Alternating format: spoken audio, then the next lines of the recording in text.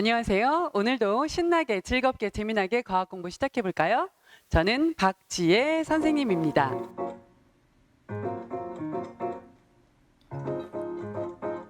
우리가 지난 시간에는요. 포와 포화 수증기량, 상대 습도에 대해서 공부했는데요.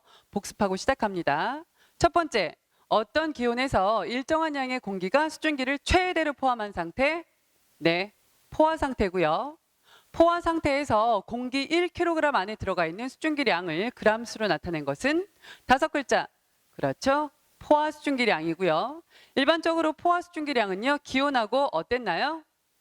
기온이 높아지면 포화 수증기량도 증가하고 기온이 낮아지면 포화 수증기량도 감소하고 둘은 그렇죠. 비례하는 관계로 나타났습니다. 포화 수증기량 곡선 기억날 거예요. 그 다음 공기 속에 이렇게 수증기가 들어있으니까 우리는요. 공기가 너무 건조해. 공기가 너무 습해 라는 개념을 얘기하는데요. 제일 많이 사용하는 개념이 상대 습도였습니다. 상대 습도 구하는 공식은 어떻게 되었나요? 그렇죠. 열심히 대답하고 있는 거죠. 현재 기온에서의 포화 수증기량분의 현재 공기에 있는 실제 수증기량 곱하기 100으로 구하셨고요. 상대 습도와 기온 수증기량의 관계를 활동으로 확인했는데요. 일반적으로 상대 습도가 높으려면 수증기량은 여러분들이 직접 생각해 보세요. 습해요. 그렇다면 실제 공기에 있는 수증기량은 많을수록 높을 거고요. 기온은 낮을수록 높을 거고요. 복습 잘 하셨죠? 만약에 대답을 머뭇머뭇했다면 다시 한번 영상을 플레이해서 꼭 다시 한번 복습해 보세요. 오늘은요. 두 번째 챕터인 물방울로 이루어진 구름을 공부합니다. 이번 단원의 학습 목표 확인할게요. 이번 시간을 통해 단열 팽창이 무엇이고 응결 현상은 어떻게 일어나는지, 결과적으로 구름이 어떻게 해서 생성하는지 그 원리를 이번 수업 시간을 통해서 꼭 알아두시기 바랍니다. 그럼 본 수업에 들어가기 앞서 하늘에 구름이 만들어지는 까닭은 무엇일까요? 그 이유는요. 상승한 공기인 수증기가 우리 높이 올라가면 기온이 어떻게 됐죠? 내려갔죠? 그럼 기온이 낮아지니까 다시 물방울로 응결되었고 응결된 물방울들이 모여서 구름을 만들겠죠. 오늘 수업을 위해서 우리가 알아둬야 되는 개념이 있는데요. 정리해 볼게요. 첫 번째는 증발이요. 두 번째는 응결이요. 증발은요. 물이요. 수증기. 액체였던 물이 수증기, 기체로 변하는 현상을 증발이라고 하고요. 반대로 응결은요. 수증기가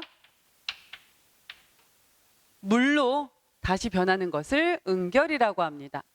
그렇다면 구름은요. 작은 물방울로 이루어져 있거든요. 지표내에 있던 물이 수증기로 증발돼서 하늘 위로 올라갔고 하늘 높은 곳에 있던 수증기는 다시 물방울로 응결되면서 그런 물방울들이 모였어요. 그럼 왜 높은 곳에서 수증기였던 것이 왜 물방울로 변했을까요? 구름 발생 실험을 살펴봅시다. 지금부터 구름 발생 원리 실험 시작합니다. 필요한 준비물 확인해 볼게요. 페트병, 간이가압장치, 액정온도계, 향, 점막이 물이 필요하고요. 이때 액정온도계는요. 우리가 여태껏 봤던 온도계랑은 좀 달라요. 그래서 액정온도계에서 눈금을 읽는 방법은요. 색이 변하는 곳의 숫자를 읽어주시면 됩니다. 필요한 준비물도 확인했고요. 이제 그 실험 과정을 확인해 볼게요. 그런데 우리가 초등학교 때 이슬하고 안개 발생 실험은 한번 해본 적이 있죠? 그럼 구름 발생 실험을 확인해 봅시다. 다음 실험 순서입니다. 첫 번째, 페트병에 약간의 물과 액정 온도계를 넣는다. 여기서 페트병에 처음에 물을 약간 넣는 이유는요. 페트병 내부에 수증기를 충분히 공급해 주어 페트병 뚜껑을 열었을 때 응결이 잘 일어나게 하기 위해서예요. 페트병에 물을 약간 넣어주고요. 그 페트병 안에 액정 온도계를 넣어주어요. 두 번째, 간이가압 장치가 달린 뚜껑으로 페트병의 입구를 닫는다. 뚜껑을 닫고요. 세 번째, 간이가압 장치를 여러 번 누른 다음 페트병 내부의 온도를 확인한다. 여기 지금 간이가압 장치라는 거는요, 손으로 잡고 있는 부분이 꼭 펌프처럼 되어 있어서 꾹꾹 여러 번 눌러주게 됩니다. 확인해 봅시다. 네, 뚜껑을요, 손으로 꾹꾹꾹 여러 번 누르는데요. 이때 공기를 압축시킬 때 공기가 페트병 바깥으로 빠져나가지 않도록 유의합니다. 그리고 처음에 온도, 팽창 전 온도를 읽어요. 32도로 나와 있고요. 이때 다시 한번 얘기하면 온도계의 눈금은요, 네, 색이 변하는 곳의 숫자가 측정하려는 온도 값입니다. 그래서 자세히 보면 32에 약간의 색깔이 변해 있을 거예요. 뚜껑을 연 다음에 페트병 내부에서 일어나는 변화와 페트병 내부의 온도를 확인합니다. 이제 뚜껑을 열고 어떤 변화인지, 네, 뿌옇게 흐려졌고요.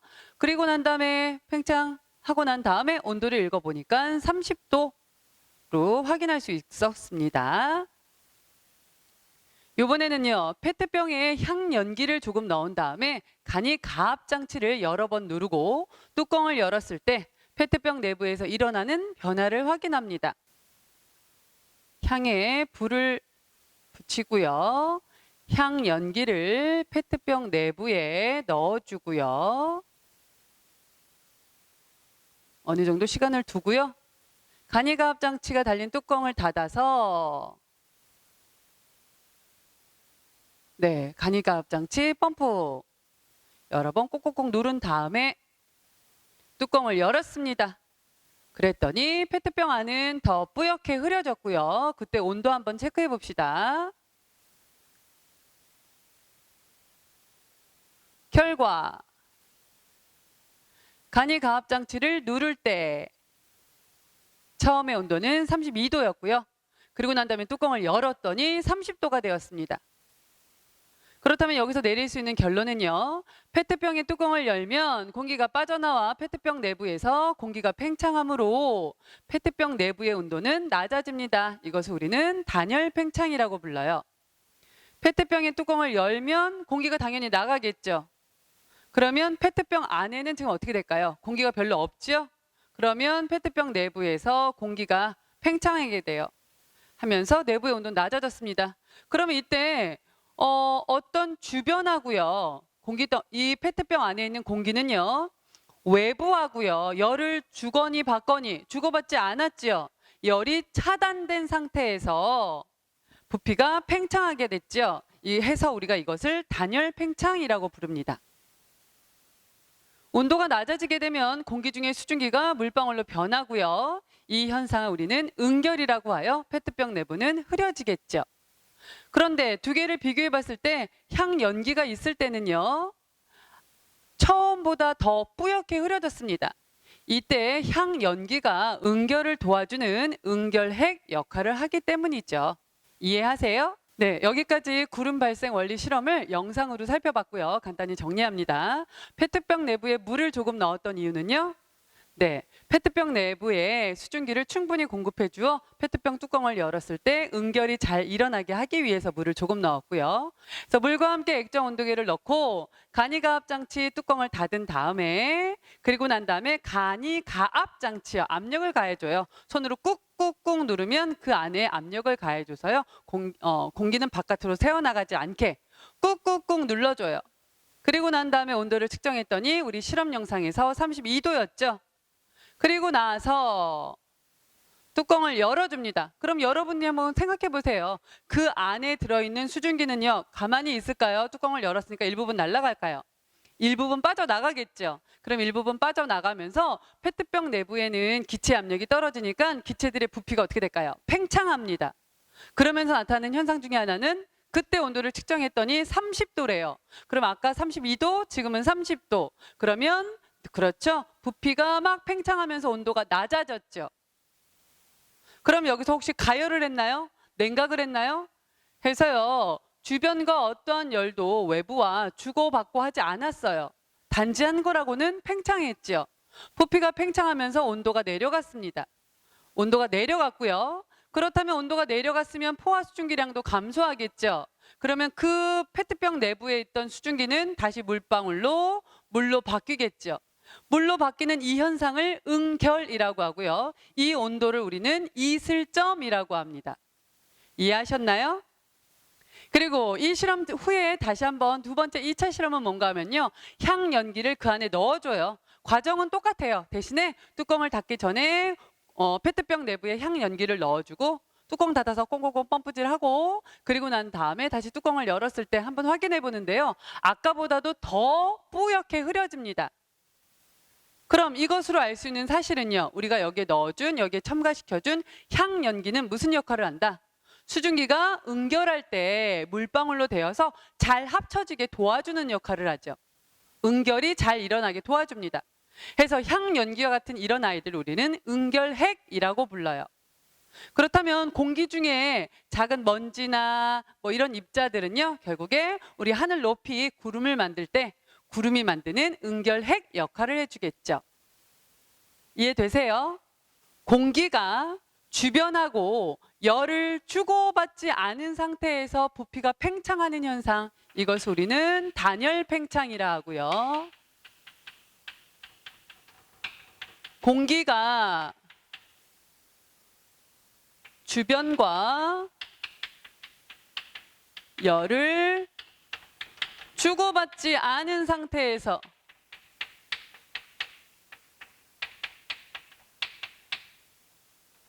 부피가 팽창하는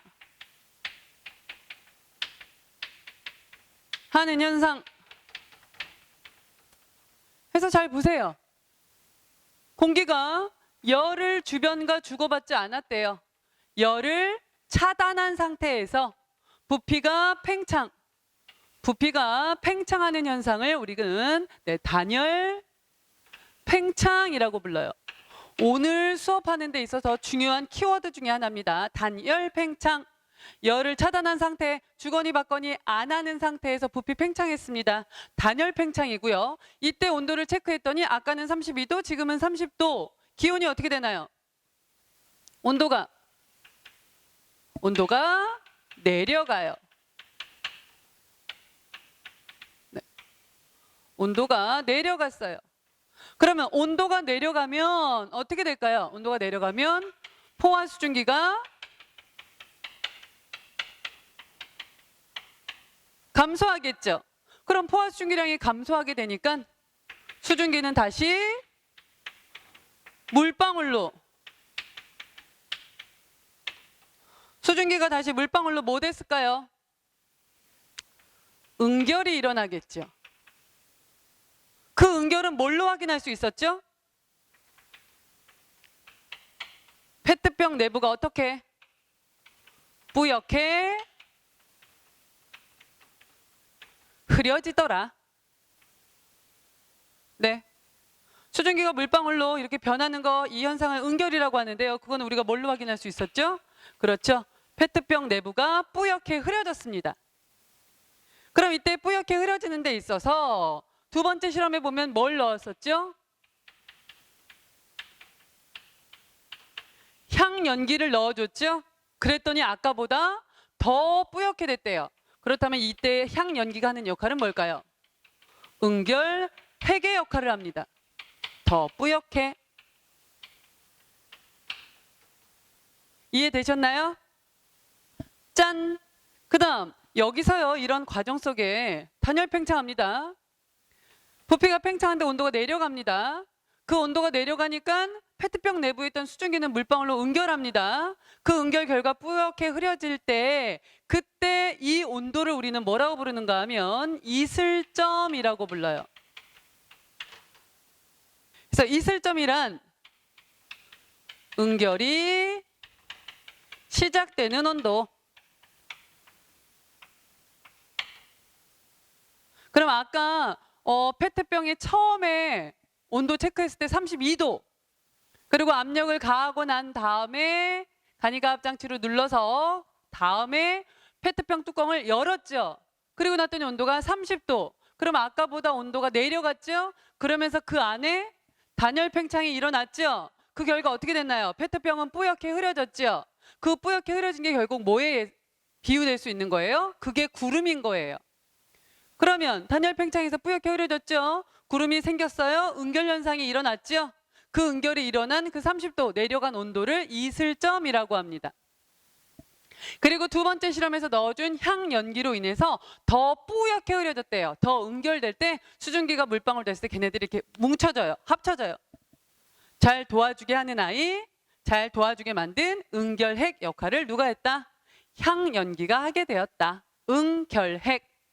그래서 오늘 우리 수업에서 꼭 알아둬야 되는 키워드들을 모두 다 한 문장에 다 넣어주면 이렇게 뚜루루루루루룩 얘기가 연결될 겁니다. 자연에서 구름을 만들 때 응결이 잘 일어나게 도와주는 건 공기 속에 있는 입자들이요. 맞죠? 응결을 도와주는 아이들, 응결핵이라고 불러요. 그러면 결과적으로 우리 주변에서 이런 응결핵 역할을 누가 해줄까요? 네, 여러 개 있을 텐데 공기 속에 있는 먼지 입자들, 그다음에 흙 같은 경우도 흙바람 많이 일죠. 네, 흙을 구성하는 토양 입자들, 그다음 물질들을 태우고 나면 연기들 발생하죠. 그런 연기들, 그다음에 해수, 바닷물이 물보라가 치게 되면 그 안에 염분기, 우리 바닷물 맛보면 짜잖아요. 그런 소금 성분들 해서 결국에 선생님이 지금 모두 말했던 이런 입자들이 응결이 잘 일어나게 도와주는 응결핵, 네, 응결 핵 역할을 합니다. 만약에 이런 응결핵이 없다면 어떻게 될까요? 응결핵이 없으면 상대 습도가 암만 100%여도 응결핵이 없다면 결국에 수증기 응결은 일어나지 않아요. 구름이 생기기가 어렵겠죠. 이해되세요? 짠! 응결과 이슬점 잠깐만 보충할게요. 선생님이 컵에요. 마른 컵을 준비합니다. 그럼 컵 표면에는요, 물이 한 방울도 없습니다. 마른 컵을 준비해서 안에 물을 담고요. 그다음에 얼음들을 둥둥둥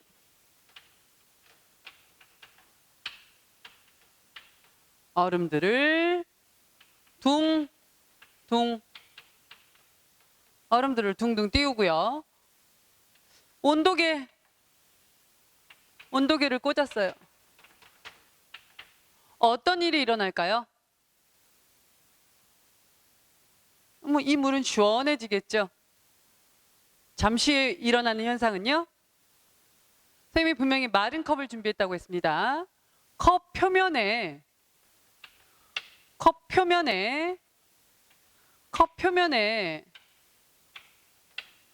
물방울들이 맺힐 거예요. 이렇게 컵 표면에 물방울이 맺히는 현상을 우리는 뭐라고 하는가 하면 응결이라고 부르고요.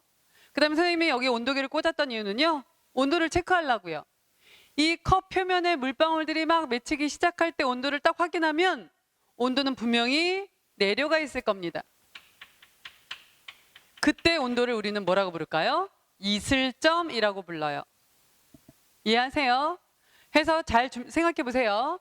마른 컵을 준비했고요. 얼음들을 둥둥 띄웠을 때 지금 마른 컵 주변에는 전부 다 수증기가 있겠죠.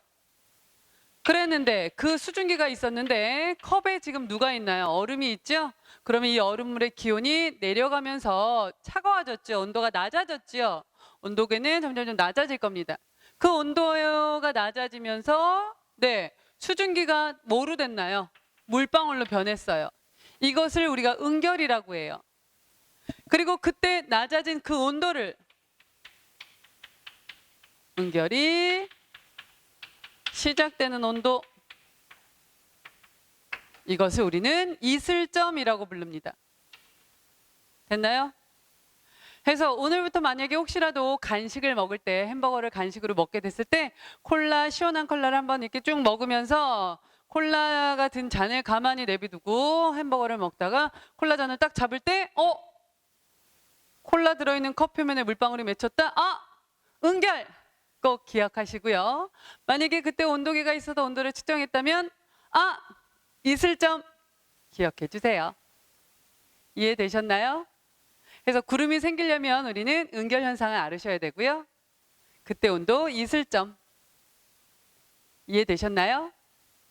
해서 오늘의 학습은 여기까지고요. 오늘도 마찬가지로 교과서의 중요한 요점 파방팡 알록달록 형광펜 잘 하셔서요. 사진 찍어서 과학 제출 게시판에 파일 첨부해서 올려주시면 되고요. 다음 시간에는요. 오늘은 구름의 발생 원리를 배웠다면 다음 시간에는요. 구름이 생성되는 과정을 한번 살펴보도록 합시다. 오늘도 공부하느라 매우 수고하셨습니다. 감사합니다.